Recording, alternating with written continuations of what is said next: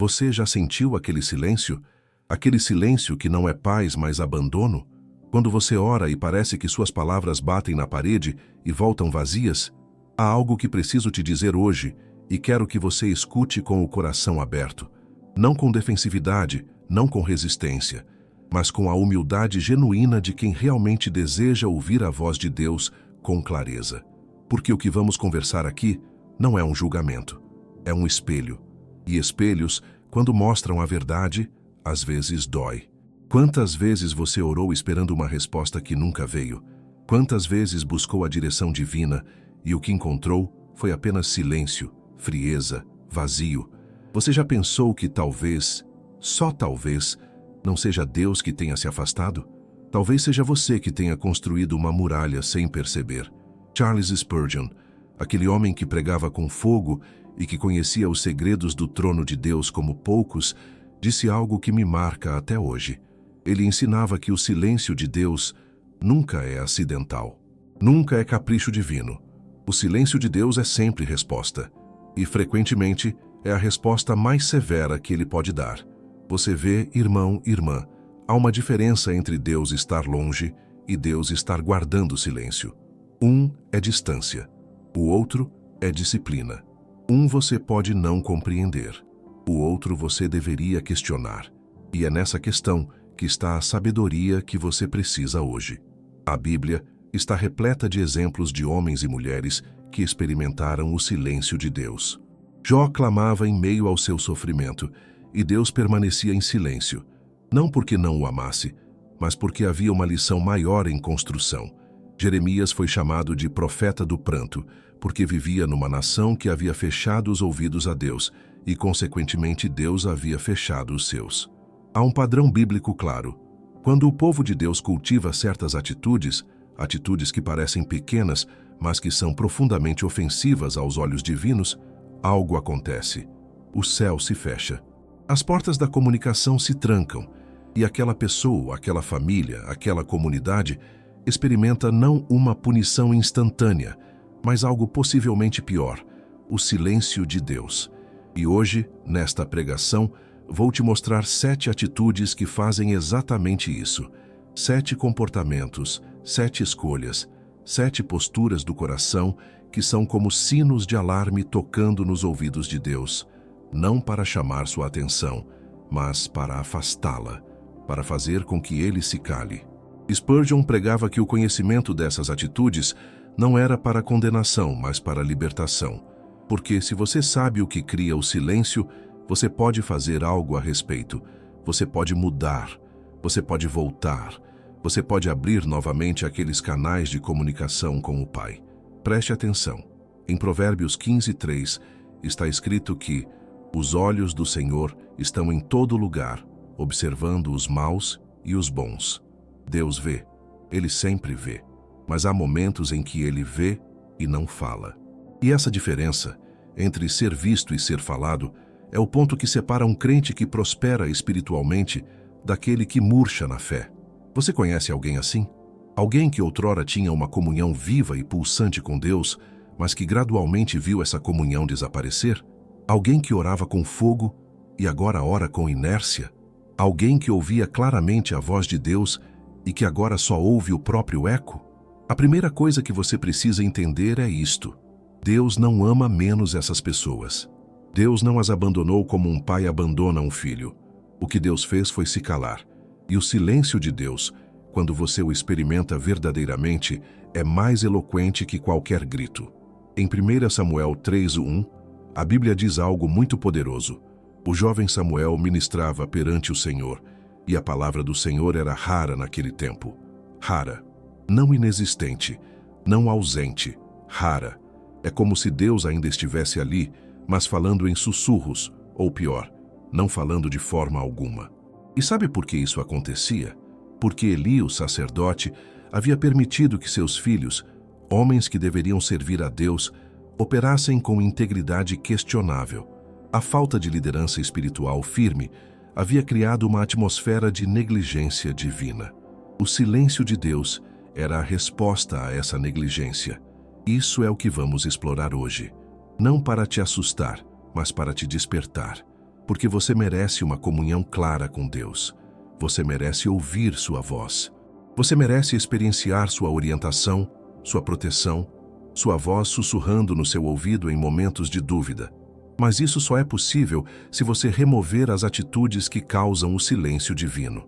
Antes de prosseguirmos, quero que você saiba: se você está aqui neste momento, se você está assistindo ou lendo estas palavras, é porque o Espírito Santo colocou isso no seu caminho.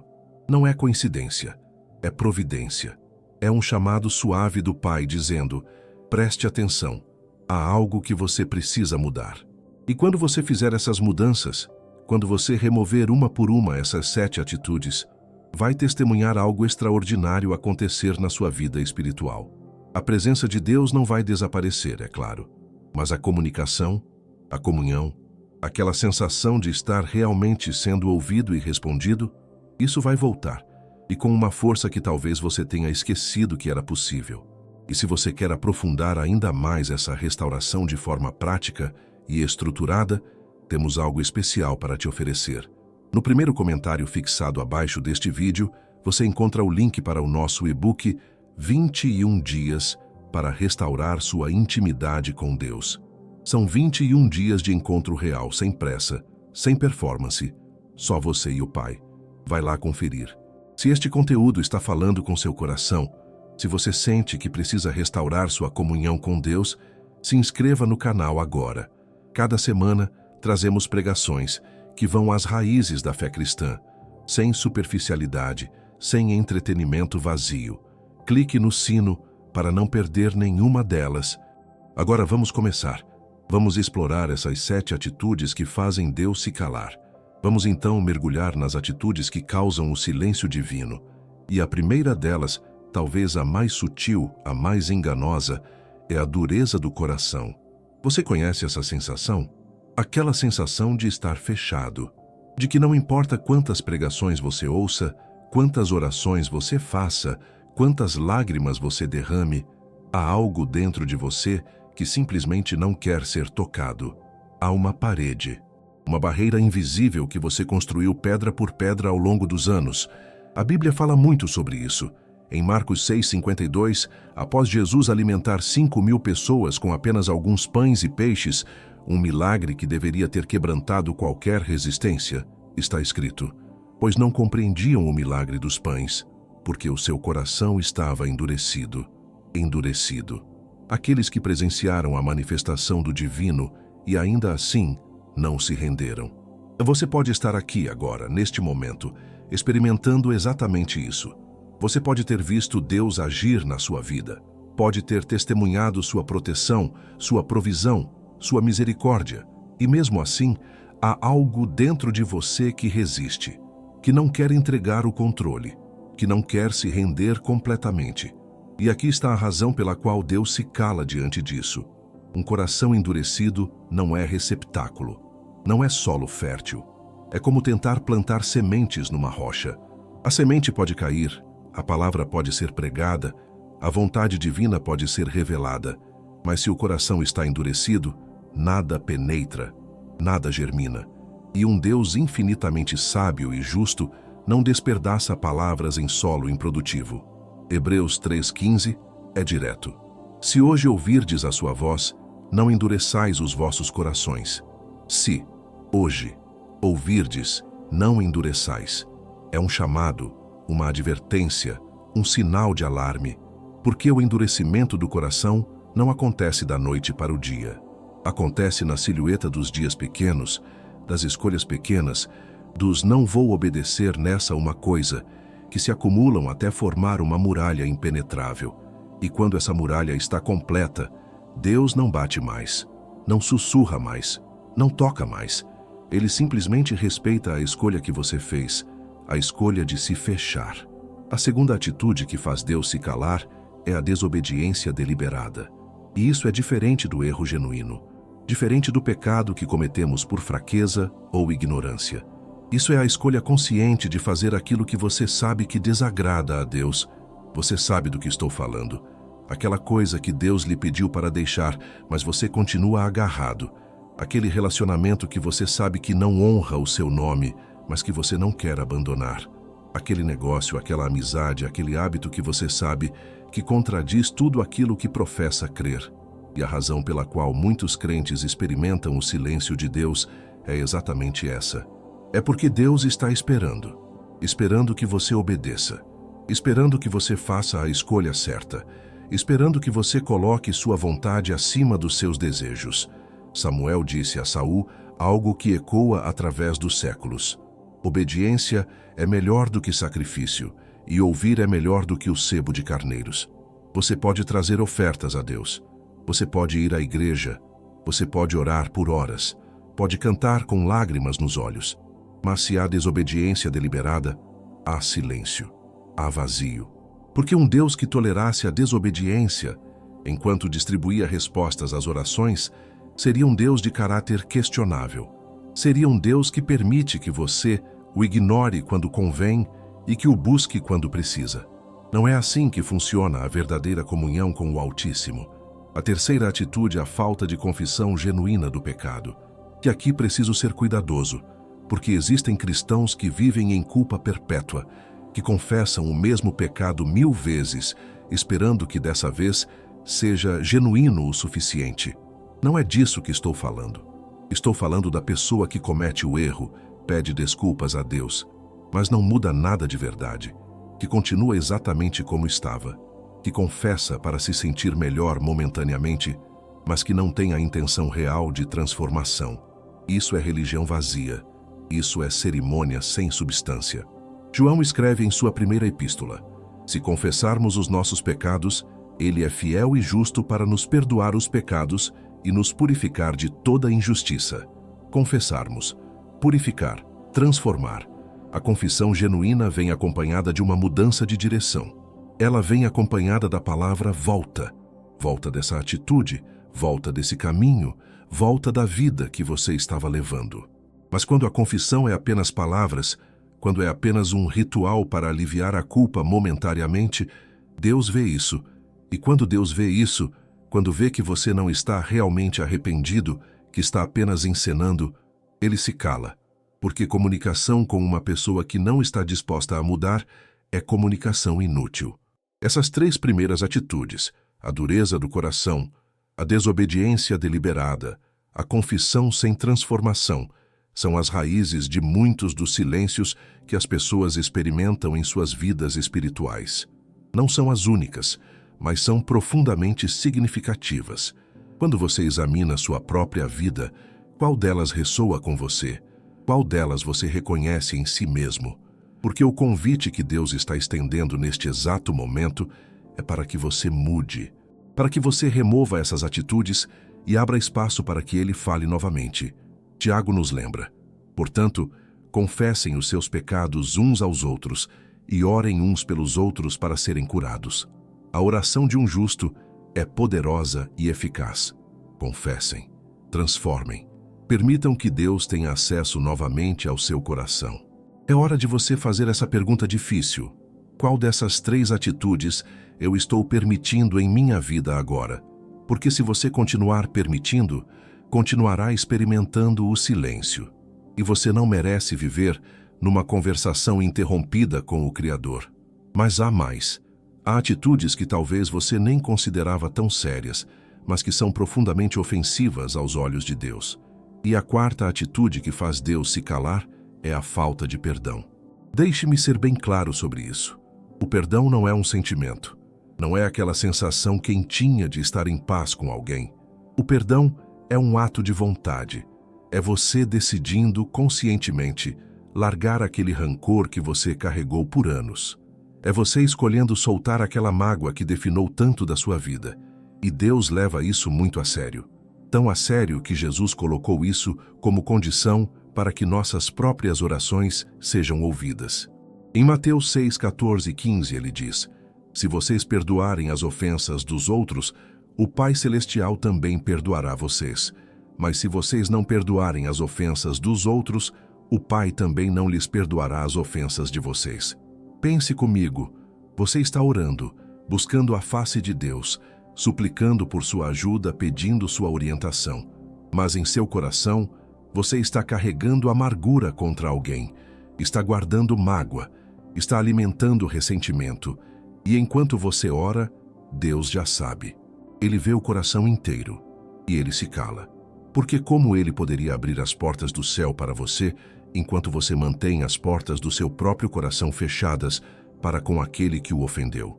Como ele poderia confiar em você para receber bênçãos maiores, se você não consegue perdoar ofensas menores?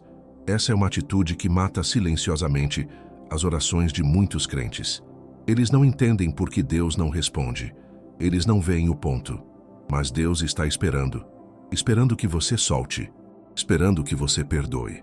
Porque o perdão é um sinal de que você realmente compreendeu o perdão que você mesmo recebeu. A quinta atitude é o orgulho espiritual. E essa é particularmente perigosa porque ela disfarça a si mesma.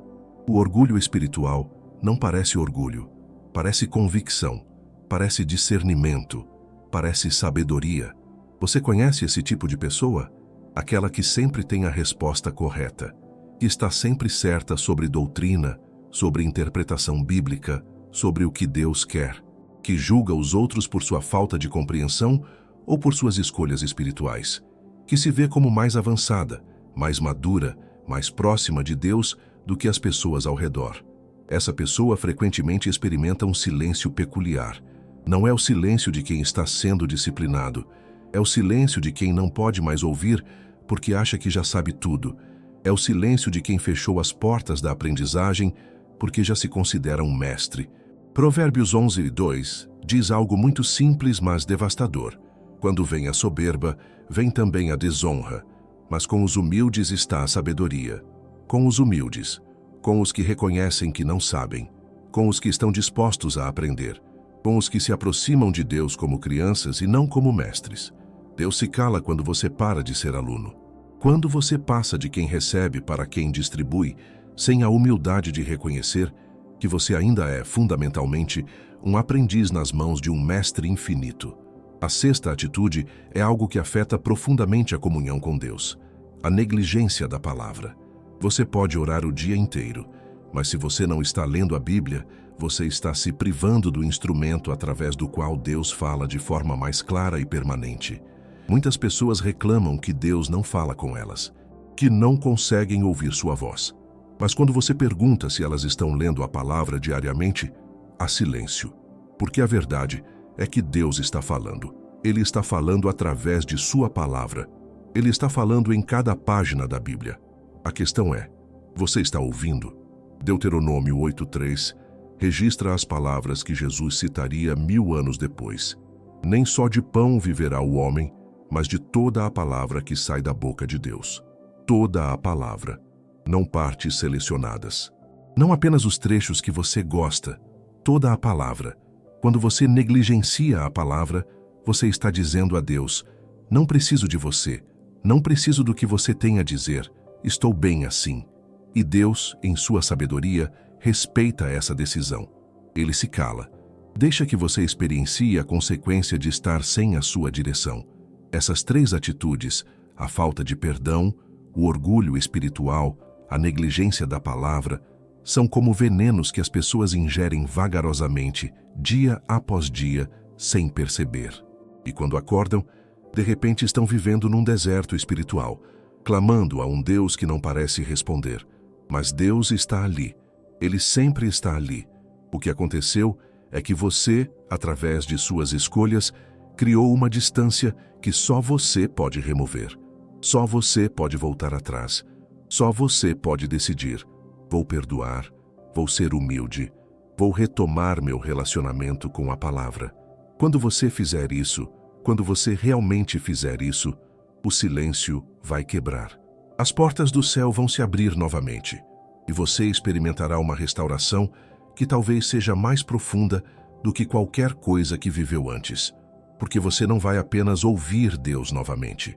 Você vai entender por que foi necessário aquele período de silêncio. Você vai ver que mesmo naquele silêncio, Deus estava te amando. Estava te chamando de volta. Estava esperando que você despertasse. Chegamos à sétima e última atitude que faz Deus se calar.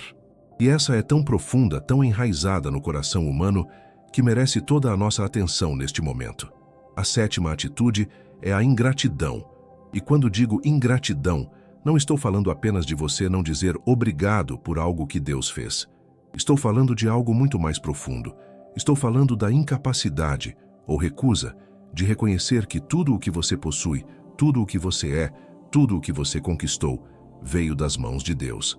A ingratidão é uma forma de negação. É você olhar para a sua vida, para suas bênçãos, para seus talentos, para a saúde que você tem, para a família que o rodeia, para a oportunidade de estar vivo neste momento e dizer implicitamente que isso tudo é mérito seu, que você conquistou, que você merecia. E quando você vive dessa forma, quando você vive na ilusão de que é você quem sustenta a sua própria vida, Deus se cala. Porque para que ele continuaria falando com alguém que não o reconhece? Para que ele continuaria guiando alguém que acredita que consegue encontrar o caminho sozinho? Paulo escreve em Romanos 1:21 algo que deveria nos acordar. Pois, tendo conhecido a Deus, não o glorificaram como Deus, nem lhe renderam graças. Antes, os seus pensamentos se tornaram fúteis e o seu coração insensato se obscureceu. Não o glorificaram, não lhe renderam graças. E o resultado? Obscurecimento, trevas, silêncio.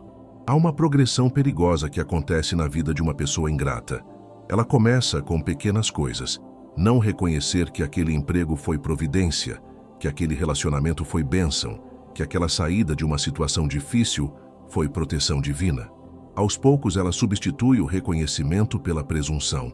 E quando a presunção está completa, quando ela acredita completamente que está sozinha nessa jornada, é aí que Deus se cala. E o silêncio da ingratidão é particular, porque ele é acompanhado pela perda. Você começa a notar que as coisas que Deus estava abrindo começam a se fechar. As oportunidades diminuem, as bênçãos se retraem. Não porque Deus está sendo vingativo, mas porque uma mão que não reconhece de quem recebe está, na verdade, fechada para receber mais. Você sabe, há uma coisa poderosa que acontece quando você tira um momento do seu dia, apenas alguns minutos, para agradecer genuinamente a Deus por aquilo que você tem. Não estou falando de um ritual, estou falando de um reconhecimento honesto.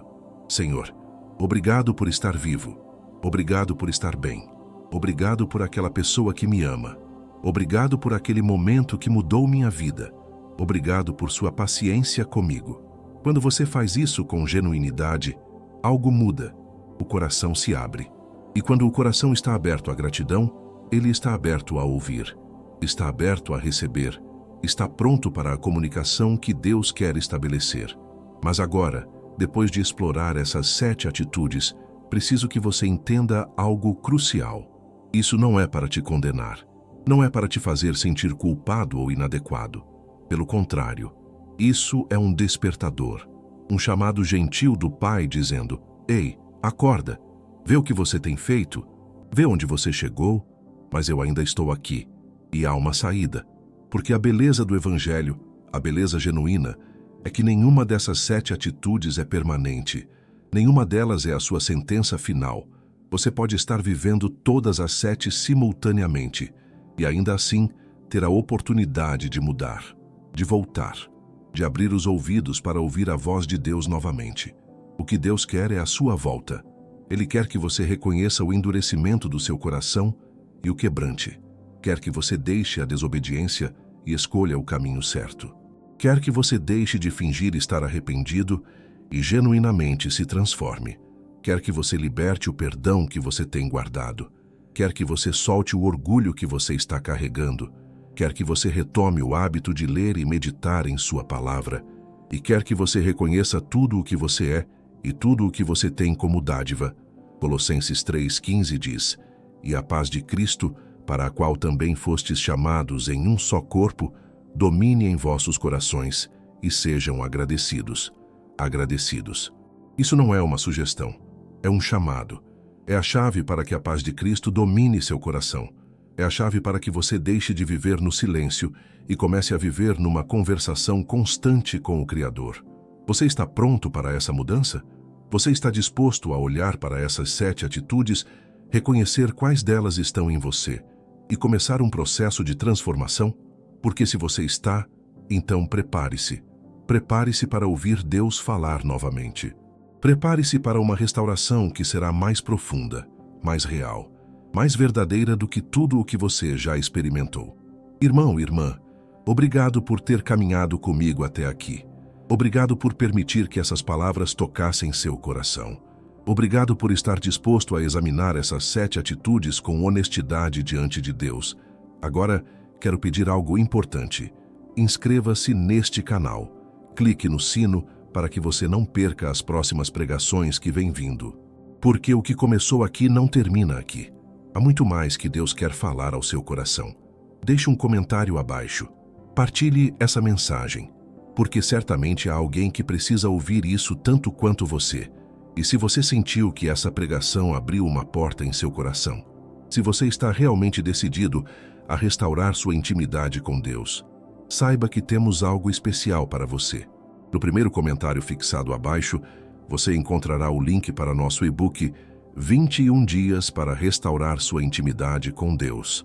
São 21 dias estruturados de encontro genuíno com o Pai, sem pressa, sem performance, apenas você e a voz de Deus. Continue aqui. Os próximos vídeos estão esperando por você. Que Deus te abençoe abundantemente.